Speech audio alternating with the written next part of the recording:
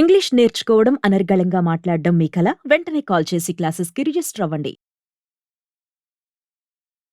మా వారికి ఏంటంటే కొన్ని బ్యాడ్ హ్యాబిట్స్ ఉన్నాయండి సార్. తాగటం, ఫ్రెండ్స్ కి వచ్చిన జీతం అంతా వాళ్ళ ఖర్చు చేయడం. అసలు ఇంటికి రూపాయి తీసుకురాడు సార్.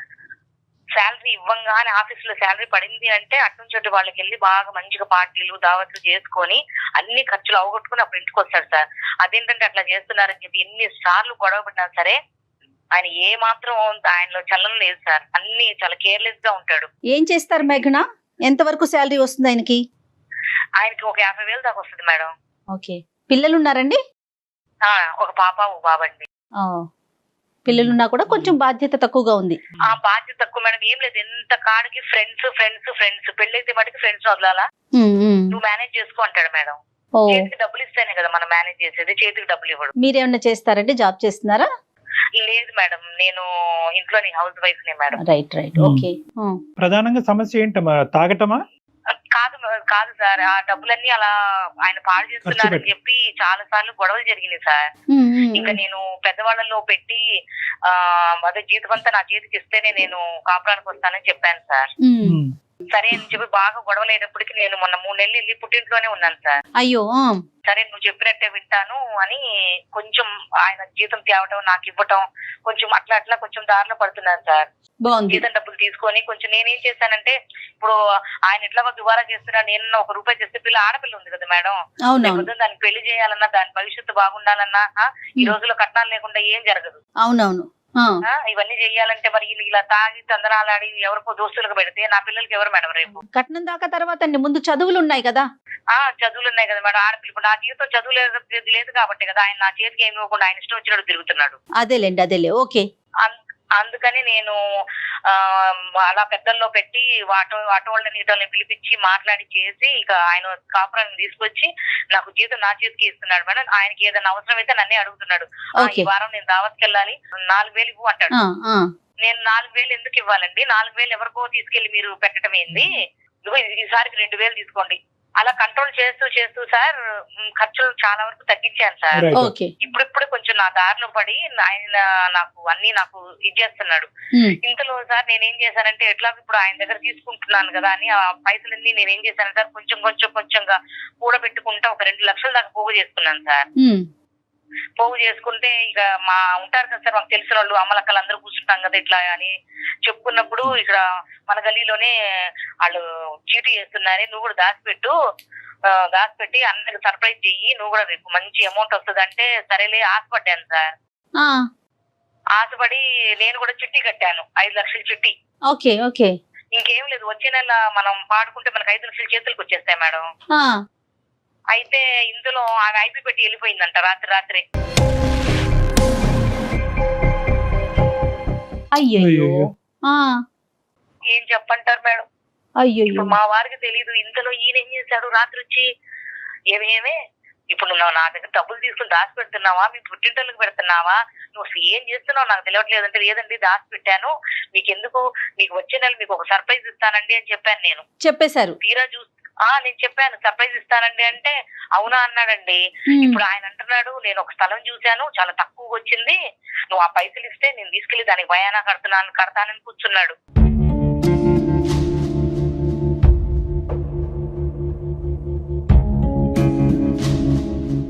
ఇప్పుడు నేను ఏం చెయ్యాలో నా కాళ్ళు చేతులు ఆడట్లేదు సార్. ఒక నిమిషం మేఘన, ఇప్పుడు మీరు తీసుకున్నటువంటి కంట్రోలింగ్ ఫ్యాక్టర్ వల్ల తాగుడు తగ్గిందమ్మా? ఖర్చు తగ్గింది, తాగుడు తగ్గింది సార్. రైట్. ఓకే. తగ్గింది.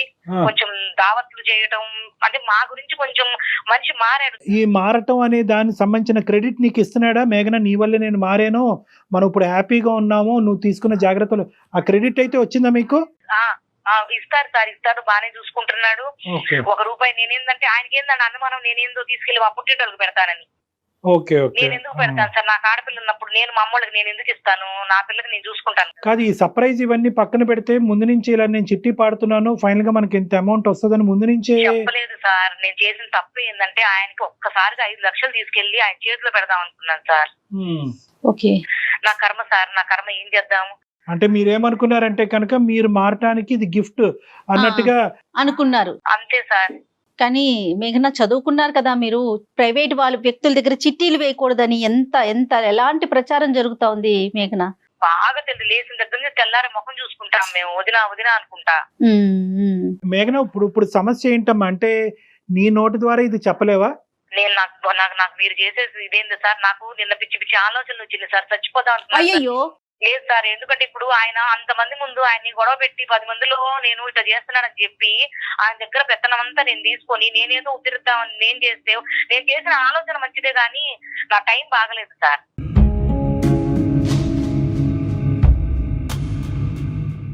ఇప్పుడు కానీ ఆయన ఒప్పుకోడుగా,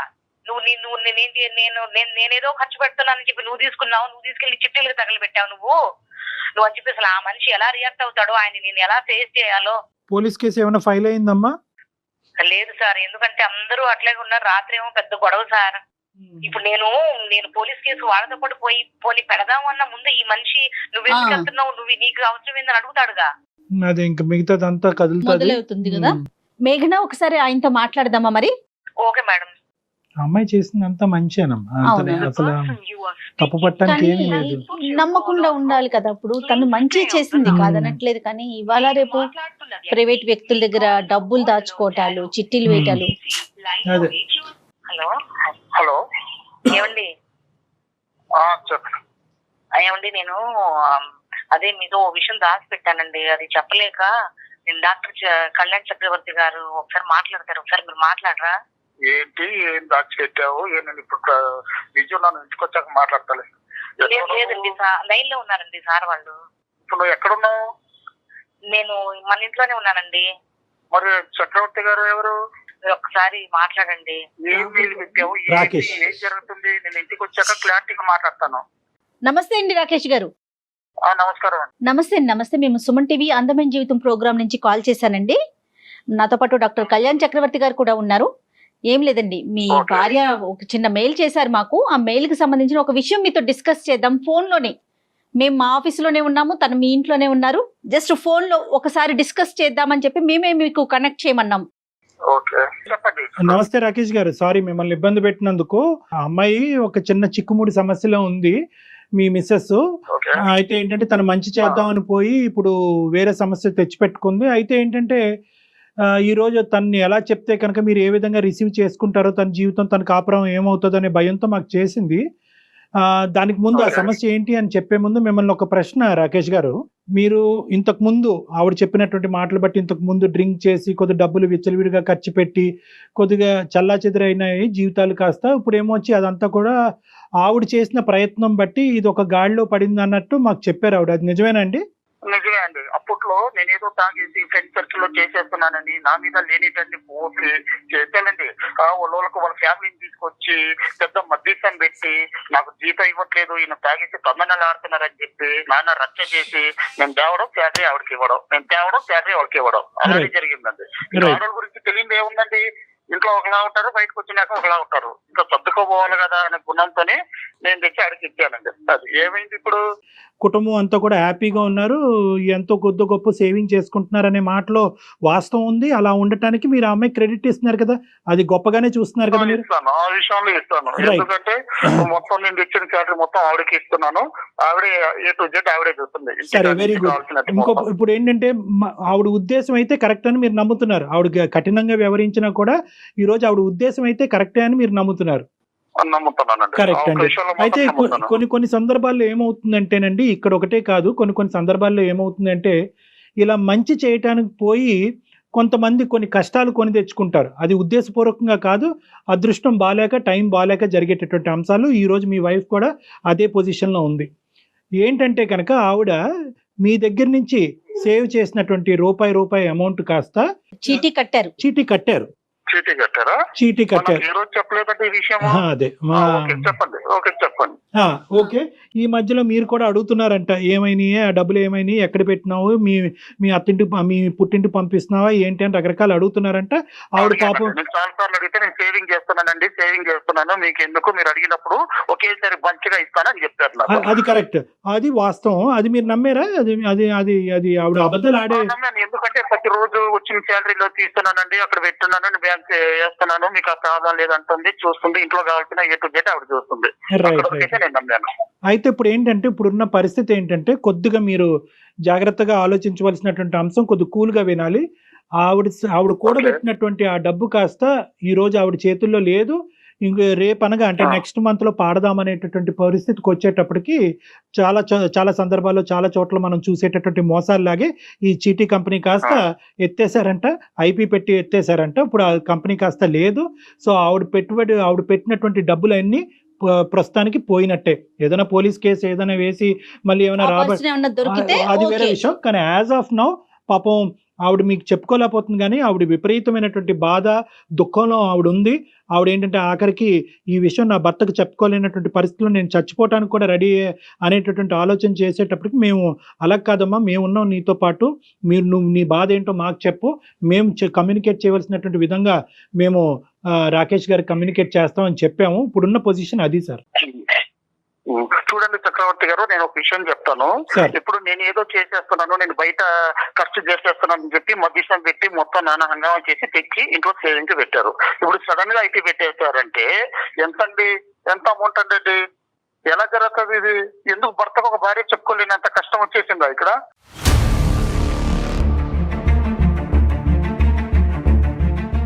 అంటే కాదు సార్, ఆవిడ ఉద్దేశం ఏంటంటే కొద్దిగా మీకు ఈ రోజు నిజంగా ఆవిడ అనుకున్నటువంటిది జరుగుంటే కనుక మీరు చాలా సర్ప్రైజింగ్ గా ఉండేవారు, మీరు ఇంకా అద్భుతంగా ఫీల్ అయ్యి ఉండేవారు, మీ బాండేజ్ కాస్త ఇంకో లెవెల్కి వెళ్ళి ఉండేది.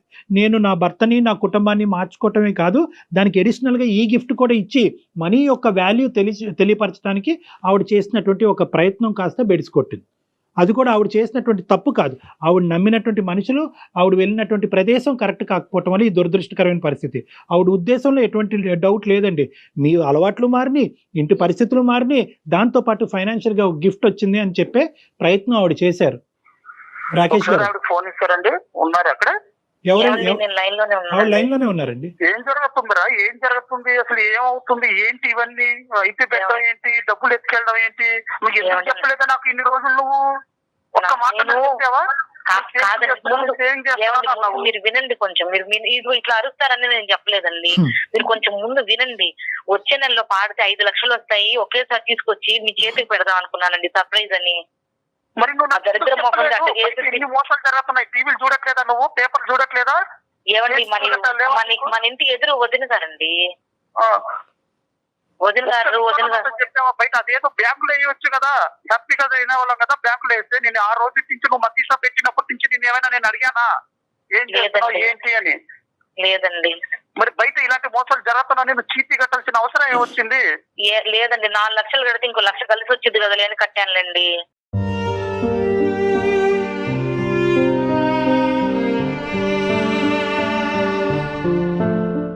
ఇప్పుడు జరుగుతున్న దాంట్లో రూపాయి కూడబెట్టిండే మన కష్టమే అది. మన పిల్లలు మనం బాగుండాలి అనేసి నువ్వు లేడీస్ మాటలు విని ఎందుకు ఇలా చేసావే నువ్వు?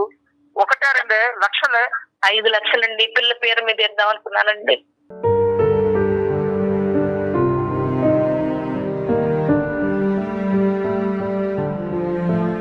జీవితం బాగాలేకుంటే ఇలాంటి దరిద్రం. అందుకే ఆడదానికి పెత్తనం ఈ గుర్దు అంటారు. పెత్తనం ఇస్తే ఇది ఇలా ఉంటుంది. ఇక్కడ ఏంటంటే డబ్బు పోయింది అనేటటువంటి మాట వాస్తవం. మీరు బాధపడుతుంటే, ఆవిడ బాధపడుతుంటే మా గుండె కూడా తరుక్కుపోతుంది. కానీ ఇక్కడ ఉద్దేశం ఒక్కసారి ఆలోచించండి సార్. అది పోగొట్టుకున్న డబ్బులు మళ్ళీ తిరిగి సంపాదించుకోవచ్చు, కష్టపడండి, మళ్ళీ సంపాదించవచ్చు. అది ఇక్కడ కాదు సమస్య. దయచేసి ఇప్పుడు వరకు ఈ కుటుంబాన్ని అంతా కూడా ఒక ప్లాట్ఫామ్ మీద తీసుకొచ్చి చాలా నైస్గా ఆవిడ స్టెబిలైజ్ చేసింది. దాన్ని ఇంకో మెట్టు ఎక్కించి మిమ్మల్ని సంతోషపెట్టి మిమ్మల్ని సర్ప్రైజ్ చేద్దామని అనుకున్నది ఆవిడ ఉద్దేశాన్ని తప్పుపట్టండి. పోయింది డబ్బు కాదనట్లేదు, వెళ్ళిన చోటు చేసినటువంటి ప్రాసెస్ తప్పు. ఆవిడ తెలివి తక్కువగా చేసింది. చాలా మంది మన సమాజంలో తెలివి తక్కువగా చేసి రోజు వారి టీవీల్లోని పేపర్లో మీరు అన్నట్టు చాలా చూస్తున్నాం. కానీ ఏంటంటే ఆశకు పోయి ఒక 10 రూపాయలు ఎక్కువ వస్తాయనేటటువంటి ఉద్దేశంతో ఎక్స్ట్రా రిస్క్ తీసుకుని చాలా మంది పోగొట్టుకుంటున్నారు. ఈవిడ కూడా అందులోనే కాలు పెట్టింది. కానీ ఉద్దేశం గురించి నేను చెప్తున్నా, ఉద్దేశం మంచిదా కాదా?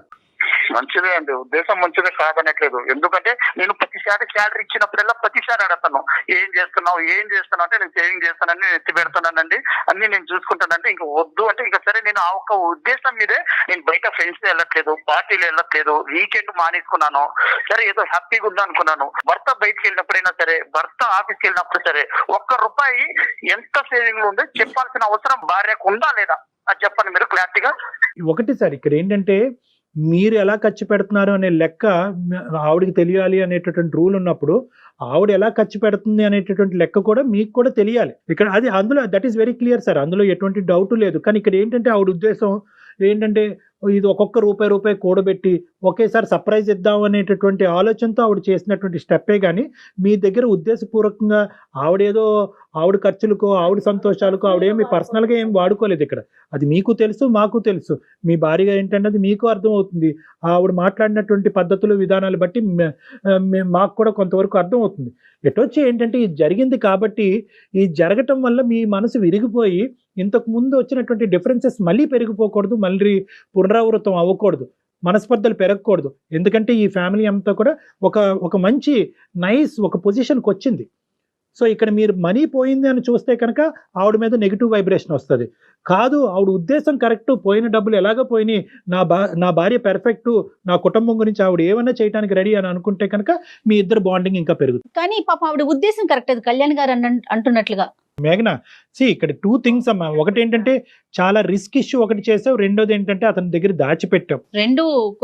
రెండు డేంజర్. సార్ నేను దాచిపెట్టడం అంటే సార్ మా వారికి నేను అంత ఒక్కసారిగా 5 లక్షలు తీసుకుని ఇదిగోండి రూపాయి పోగు చేసి మీకు సర్ప్రైజ్ చేద్దామని దాచిపెట్టాను, కానీ మా వారు చెప్పకూడదు అనేది నా ఉద్దేశం కాదు. ఇక్కడ ఇంత తెలివితేటలు ఉపయోగించారు కదా ఆయనకి సర్ప్రైజ్ చేయాలని, మరి ప్రైవేట్ గా ఒక వ్యక్తుల్ని నమ్మి ఎలా చిట్టి వేశారండి? ఎన్ని పథకాలు లేవు, ఎన్ని గవర్నమెంట్ బ్యాంక్స్ లేవు. 5 లక్షలు వస్తాయన్నారు మేడం. 5 లక్షలు వస్తాయని ఆశపడ్డాను, మనుషులు కదా మేడం, ఆశపడ్డాను. ఒకటి మేఘనా ఏంటంటే ఇప్పుడు మీరే ఇందాక అన్నారు, అమ్మలక్కలో ఎవరో అన్నారు కదా, ఏదైనా కూడా మీ ఇంటి పరిస్థితులు బట్టి మీరు ఏదైనా ఒక నిర్ణయం తీసుకోవటం అనేటటువంటి చాలా ఇంపార్టెంట్ అమ్మా. మీ భర్త, అతని సంపాదన, ఇంటి వ్యవహారాలు, పద్ధతులు, మీ ఇద్దరి మధ్యన ఉండే అండర్స్టాండింగ్ బట్టి ఎవరికి వాళ్ళు నిర్ణయాలు తీసుకోవాలి. వాళ్ళు ఏదో చెప్పారు, వదిన గారు ఏదో చెప్పారు, పక్కింటి ఆంటీ ఏదో చెప్పింది అంటే కనుక ఇప్పుడు మీకు వచ్చిన కష్టం ఆవిడకి వచ్చింది కాదనట్లేదు. కానీ వాళ్ళ భర్త ఆవిడని అర్థం చేసుకునే విధానం, మీ భర్త మీ మధ్యన ఉండేటటువంటి బంధం చాలా వ్యత్యాసం ఉంటుంది. సో కాబట్టి ఏంటంటే మీ పరిస్థితులు బట్టి, మీ ఇంటి వ్యవహారాలు బట్టి మీరు నిర్ణయాలు తీసుకోవాలి. కేవలం చెప్పుడు మాటలకు పోయి ఏదో క్లిక్ అవుతే ప్రతిదీ లాటరీ టికెట్ కింద తగులుతుంది అనే ఉద్దేశంతో అన్నెసరీ రిస్క్ తీసుకుని జీవితాన్ని వ్యర్థపరచుకోవద్దు. సో మీకు ఈ రోజు చాలా పెద్ద పాఠం నేర్చుకున్నారు. ఎటొచ్చి ఏంటంటే ఇక్కడ మీకున్న అదృష్టం ఏంటంటే మా ద్వారా ఈరోజు నేను అనుకోవటం, రాకేష్ గారు ఒక మాట, మీకు ఇష్యూ అర్థమైనట్టే మేము భావిస్తున్నాం. చక్రవర్తి గారు కాకపోతే ఒకటండి, ఎప్పుడైనా సరే ఒక భర్త ఆఫీస్కి వెళ్ళి మంత్లీ సేవింగ్ చేసేటప్పుడు ఆ భర్త కష్టం ఏంటి, నేను ఎలా మార్చుకున్నాను, నేను నా మొగుడుకు చెప్పుకోవాలి అన్న ఒక భార్య ఆలోచిస్తే ఇన్ని జరగవండి. ఇప్పుడు ఒక్క మాట ఆవిడ నేను ఇట్లా చిట్టి వేస్తున్నానంటే నేను జాగ్రత్త పడేవాడిని, వద్దు బ్యాంకులు వేద్దాం, లేదంటే ఇంకోటి చేద్దాం అని ఆవిడ చెప్పకపోవడంతోనే ఎంత పెద్ద విషయం అయింది. రాకేష్ గారు నేను మిమ్మల్ని అస్సలు ఆవిడ ఖచ్చితంగా చెప్పవలసింది ఈ సర్ప్రైజ్లు గిప్రైజ్లు అనే సబ్జెక్ట్ లేకపోతే కనుక ఈరోజు అందరూ హ్యాపీగా ఉండేవాళ్ళం, మా అవసరం కూడా మీకు పడి ఉండేది కాదు. కానీ ఇక్కడ ఏమైందంటే ఆవిడ కొంతకాలం ఒక అభద్రత అనేటటువంటి ప్రయాణం చేసింది మీతో పాటు. మీరు విచ్చలవిడిగా ఖర్చు పెట్టడం, ఫ్రెండ్స్, వీకెండ్స్, పార్టీస్, తాగటం, ఇలాంటి వ్యవహారాలన్నీ చూసేటప్పటికి ఇప్పుడిప్పుడే ఆవిడకు ఒక నమ్మకం కలుగుతుంది, ఓకే నా భర్త ఇప్పుడు గాడిలో పడుతున్నాడని. ఎప్పుడైతే కనుక ఇప్పుడు వరకు సేవ్ చేసినటువంటి ఈ పెద్ద అమౌంట్ తిరిగి మీ చేతుల్లో పెడితే కనుక మళ్ళీ ఆ పాత రోజులు వస్తాయేమో అనేటటువంటి భయంతో, అభద్రతతో తీసుకున్నటువంటి ఎక్స్ట్రా కాషన్ అది కాస్త బెడిసికొట్టింది. కానీ ఇంకో ఉద్దేశం అయితే కాదండి. మీ దగ్గర దాచిపెట్టి ఆవిడ వెళ్ళి ఇంకో విధంగా ఖర్చు పెట్టింది అనుకోండి, మీ దగ్గర దాచిపెట్టి మీరు అనుకున్నట్టుగా వెళ్ళి వాళ్ళ పుట్టింట్లో ఎక్కడో పంచడం జరిగింది అనుకోండి, అప్పుడు మీరు నిలదీయండి, అడగండి, అది పాయింట్గా. కానీ ఇక్కడ ఏంటంటే ఆ క్లారిటీ ఆవిడకి ఇంతకు ముందు ఏదైతే ఆవిడ చూసిందో అది ఇప్పుడిప్పుడే ఆవిడకి ఒక బలం వస్తుంది అనమాట. ఓకే మారాడు.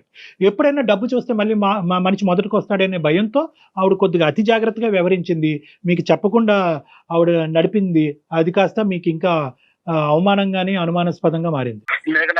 చూసావా నీ తొందరపాటు వల్ల ఎంత ఇదైందో చూసావా? నేను ఫస్ట్ చెప్తానే ఉన్నాను, నన్ను నువ్వు మార్చడం కోసం ఎన్ని అవసరాలు పడ్డావో నేను అది కూడా చెప్తున్నాను. నీ కోసమే నీ వీకెండ్ వదిలేశాను, పార్టీస్ వదిలేశాను, ఫ్రెండ్స్ వదిలేశాను, పబ్బులు వదిలేశాను. ఎందుకు? ఏమంటే మా పిల్లలు ఏమైపోతారో అన్నావు. నేను సరే పోనీ ఆడదాన్ని మాట వినాలా, మా అమ్మ తిట్టింది, మా నాన్న తిట్టారు, మా నేనతీయులందరూ అన్నారు, వాళ్ళ మాటలు ఏమైనా పట్టించుకున్నానా? పట్టించుకోలేదు. ఎందుకు నీకు తెచ్చిచ్చాను నేను శాలరీ? ఎందుకు తెచ్చిచ్చాను? ఏదో ఇంట్లో చేస్తున్నావు కదా అనేసి నిన్ను నమ్మి కదా ఇచ్చాను. ఏ రోజైనా నన్ను ఒక్కసారైనా నన్ను ఈ విషయం డిస్కస్ చేసావా? బయట టీవీలు చూడట్లేదా? బయట న్యూస్ చూడట్లేదా? మోసాలు, దగాలు, చీటీలు, అవి ఇవి అనేసి ఒక్క విషయం నాతో చెప్పుంటే సేవ్ అయిపోయేది కదా. ఈ రోజు ఇంత పరిస్థితి వచ్చేదా మనకు?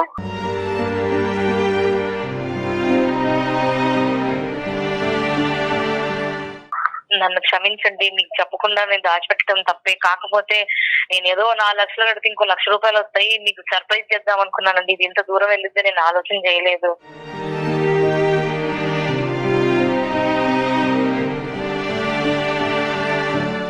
ఆవిడకి పూర్తిగా అర్థమైంది, మీరు కూడా ఆవిడని అర్థం చేసుకున్నారు. కాబట్టి ఇక ముందు నుంచి ఈ సబ్జెక్ట్ గురించి ఎక్కువ డిస్కస్ చేయకుండా అక్కడ దగ్గరలో పోలీస్ స్టేషన్కి వెళ్ళి మీరు కూడా ఒక కంప్లైంట్ పెట్టి ఏదన్నా ఒక చిన్న అవకాశం ఉంటే కనుక ఆ భగవంతుడి దయ వల్ల ఆ ప్రయత్నం అయితే చేయండి. లేదంటే మీ కష్టాన్ని మళ్ళీ మీరు నమ్ముకుని ఒక నమ్మకంతో ముందుకు ప్రయాణం సాగించండి. తప్పకుండా సార్. మేఘనా ఏమండి సరే పోనీ ఇంకా ఏడవకు, ఎందుకు ఏడుస్తున్నావు? అయ్యేదా అయిపోయింది, ఇంకోసారి తెచ్చుకున్నావు. నువ్వు కష్టపడు, నీకు మన డబ్బులు తీసుకుపోయినా ఆమె ఏం బాగుపడదా? వద్దు, ఆవిడ ఉసురు తగలుతుంది, ఈవిడ పోతుంది, ఈవిడ చేస్తారు. వద్దు, మన పిఎస్కి వెళ్ళి కంపెనీ నీలాంటి వాళ్ళు 100 మంది ఉన్నారు. ఇవాళ న్యూస్ కూడా వచ్చింది, డైలీ ఆటో న్యూస్ వచ్చింది, చీటీల పేరుతో మోసం అని. నువ్వు బయట మీటింగ్ మానేసి ముందు వెళ్ళి ఆ టైలరింగ్ వచ్చు. నీకు ఏదో ఒకటి నా శాలరీలో నీకు షాప్ పెట్టిస్తాను, ఆ టైలరింగ్ నేర్చుకో. ఇద్దరం కష్టపడదాం, పిల్లల కోసం వేద్దాం. ఇంకా నుంచి చీటీలు గీటీలు అన్ని వదిలి ఈ ఆడవాళ్ళని మానేసాయి. మీరు చెప్పినట్టే వింటానండి, మీరు ఎట్లా చెప్తే అట్టాగా. సూపర్. నేను ఇదే చెప్తున్నాను, ఇంకోసారి కానీ ఇలాంటివన్నీ నువ్వు వదిలి, నువ్వు బయట మీటింగ్లు ఆ అక్క చెప్పింది, ఈ ఆంటీ చెప్పింది, వీళ్ళతో వదిలి. నీకు టైలరింగ్ వచ్చు, నీకు నేను టైలరింగ్ పెట్టిస్తాను, లక్షణంగా టైలరింగ్ కుట్టు. ఇద్దరం కష్టపడదాం, రూపాయి ఇంకా నుంచి బ్యాంకులో వేసుకుందాం. నేను అంత దుర్మార్గుండా కాదే. నాకు ఒక్కసారి నా ఫోన్ చేసి ఇలా జరిగిందండి అనేసి అన్నావా? భయపడింది. ఖచ్చితంగా మీరు కంప్లైంట్ చేసే ప్రయత్నం చేయండి. ఓకేనమ్మా. Madam, thank you so much sir. మీకు ఎప్పటికీ రుణపడి ఉంటాను. అయ్యో పర్వాలేదండి. నమస్తే సార్. కళ్యాణ్ గారు, ఇలాంటివి ఎక్కువ వింటూ ఉంటామండి. ప్రైజ్లు ఒకటి, సర్ప్రైజ్లు ఒకటి. చాలా మంది ప్లాన్ చేస్తూ ఉంటారు. ఎప్పుడైతే సర్ప్రైజ్ అంటారో ఖచ్చితంగా అది బెడ్స్ కొట్టుతుంది. అది చూడండి, ఇప్పుడు ఇది డబ్బులతో కూడుకున్నది కాబట్టి సరిపోతుంది. అది ఇంకొక విషయం అనుకోండి, అది ఎక్కడి దాకా వెళ్ళిపోతుంది కదండి. అసలు ఇవి వర్కౌట్ కావంటారు. ఎందుకు ఇలాంటి ఆలోచనలు వస్తూ ఉంటాయి? అమ్మ, సర్ప్రైజ్ అనేటటువంటిది ఏంటంటే 2 విధాలుగా ఉంటుంది. ఒకటి అది హ్యాపీ సర్ప్రైజా, రిస్కీ సర్ప్రైజా. ఇప్పుడు వీళ్ళ విషయం ఉందనుకోండి, అది రిస్కీ సర్ప్రైజే. అది ఈవెన్చువల్ గా ఆవిడ అనుకున్నట్టు 5 లక్షల వరకు వస్తే కనుక సర్ప్రైజ్ అయ్యేది, అది అయ్యే ఉండేది, మంచి జరిగి ఉండేది. కానీ దానివల్ల ఏమవుతుంది అంటే కనుక దాంట్లోనే ఇంకా ప్రోత్సహించబడతారు వీళ్ళు. ఇంకా మళ్ళీ చిట్టీలు వేస్తారు, మళ్ళీ పాడతారు. ఇక్కడ 5 లక్షలతో పోయింది, అక్కడ 15 లక్షలు, 15 లక్షలు. సో కాబట్టి ఏంటంటే ఎప్పుడైనా ఒక సర్ప్రైజ్ అనేటటువంటిది అవతల వ్యక్తికి నిజంగా సర్ప్రైజ్, ఒక హ్యాపీ సర్ప్రైజ్ అయినా కూడా ఈవిడ రిస్కీ స్టెప్స్ తీసుకుంటుందా లేదా అనేటటువంటి దాన్ని బట్టి ఆధారపడి ఉంటుంది. అది నేను అతిగా రిస్క్ తీసుకుంటున్నాను, అతిగా ప్రాబ్లమ్స్ చేస్తున్నాను, అతనికి వచ్చేటటువంటి అక్కడ వచ్చేటటువంటి సంతోషం కంటే జరిగే చెడు ఎక్కువ ఉంది అనుకోండి. బహుశా ఏంటంటే సర్ప్రైజ్ ఆ స్థాయి లేకపోయినా కూడా ప్రతిరోజు తెలియపరుస్తూ చిన్న ప్రైజులు ఇచ్చినా కూడా చాలా సరిపోతుంది. అంతే. థ్యాంక్ యూ కళ్యాణ్ గారు.